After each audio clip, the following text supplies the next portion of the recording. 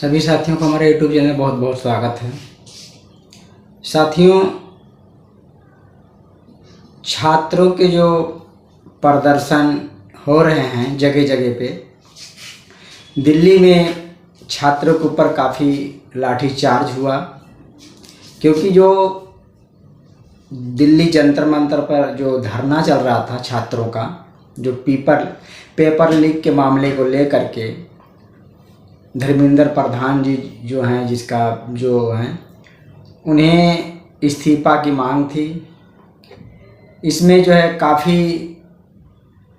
छात्रों को बहुत दिक्कत का सामना करना पड़ा और बिहार में भी इसी तरीके का माहौल है। बिहार के इकलौते विधायक बसपा के सतीश यादव उर्फ पिंटू, जो बसपा के इकलौते विधायक बिहार में हैं, उन्होंने विधानसभा के सामने धरने पे बैठे हैं। साथियों, वो भी संवैधानिक तरीके से, ये नहीं कि मतलब संविधान का विरोध करके या अपमान करके बैठे, बिल्कुल संविधान के दायरे में रह करके उन्होंने धरने पे बैठे हैं। एक दिन हो गया। तो साथियों, बसपा के जो इकलौते विधायक हैं, उन्होंने बिहार में काफ़ी अच्छे तरीके से छात्रों के समर्थन में वो हैं और छात्रों की मांग को लेकर के वो डटे हुए हैं कि छात्रों की मांग पूरी की जाए। उनकी क्या मांग है? तो साथियों, बसपा के जितने भी कार्यकर्ता या समर्थक जो होते हैं, वो संविधान के दायरे में रह करके काम करना चाहते हैं, लेकिन कुछ बसपा से जलने वाले यानी विरोधी लोग कुछ हैं, वो यही कहते हैं कि बसपा जो है सामने नहीं आती, बसपा घरों में छिपी रहती है। बहन कुमारी मायावती जी जो है अपने घरों में बैठी रहती हैं, वो छात्रों के खिलाफ कुछ बोल नहीं रही है।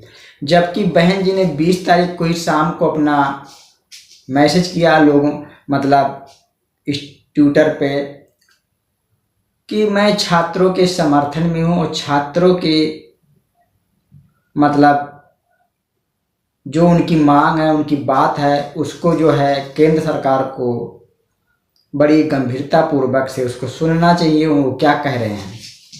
क्योंकि छात्रों का जिस तरीके से धरना दे रहे हैं पेपर लीक के मामले पर, बहन जी ने लोगों को मैसेज दिया, ऐसी नहीं कि नहीं दिया, बशर्ते क्या हुआ कि बसपा के तरफ से कोई जंतर मंतर पर कार्यकर्ता या पदाधिकारी नहीं गए।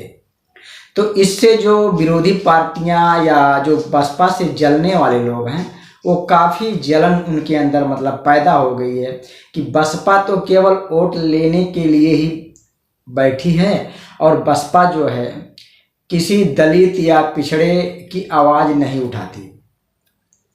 तो साथियों, इस पे मैं एक चीज़ बताऊं, एक बार लगभग 8-10 साल हो गया होगा, बहन जी ने सदन से इस्तीफा दे दिया था।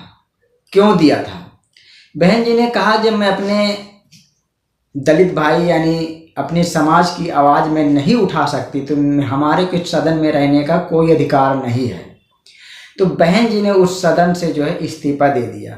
क्या जो विरोधी पार्टियां जो बसपा के वोटरों का वोट लेने के लिए अनाप शनाप बकने का काम करते हैं, जो आए दिन सोशल मीडिया पे, क्या उनके जो चहीते हीरो हैं, क्या सदन से इस्तीफा दे सकते हैं? बड़ी बात है। तो उनका कहने का मतलब होगा नहीं।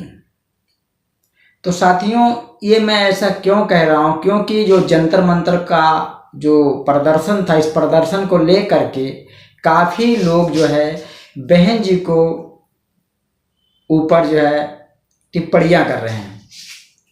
सोशल मीडिया पे आए दिन खबरें चलाई जाती कि बहन जी जो है धरने के बारे में कुछ नहीं बोल रही हैं, दलितों के हित के बारे में कुछ नहीं बोल रही हैं। तो साथियों, जो लोग ऐसा सोच रहे हैं, शायद उनकी सोच बहुत गलत है।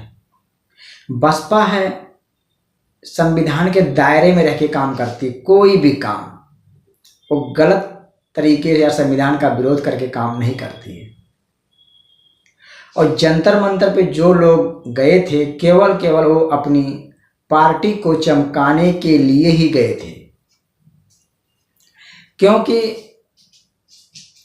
चंद्रशेखर आज़ाद जी वहाँ पर गए थे उससे पहले धरना बहुत आराम और इत्मीनान से चल रहा था। किसी प्रकार की वहाँ पर लाठीचार्ज या पुलिस की कोई मतलब किसी प्रकार की परेशानी नहीं थी। इन्होंने वहाँ पे जाके ऐसा क्या आग उगला, उसके बाद जो है वहाँ पर लाठी जब चार्ज की नौबत आई तब चंद्रशेखर आज़ाद जी पीछे के रास्ते से एक महिला और 2-4 लोगों के साथ में निकल जाते हैं और जा करके किसी और साइड पे धरने पे बैठ जाते हैं। और लोग कहते हैं कि वो छात्रों के धरने पे आए थे, बल्कि जहाँ पर छात्र थे वहाँ पे वो बैठे ही नहीं थे। तो साथियों, हो सकता है मेरा ये वीडियो कुछ लोग को बुरा लगे, लेकिन सच्चाई तो सच्चाई होती है। मैंने बहन जी के पार्टी के बारे में भी कहा, वहाँ नहीं पहुँचे तो हो सकता है कोई ना कोई कारण होगा। तो साथियों, आप सभी को हमारा वीडियो देखने में बहुत बहुत धन्यवाद।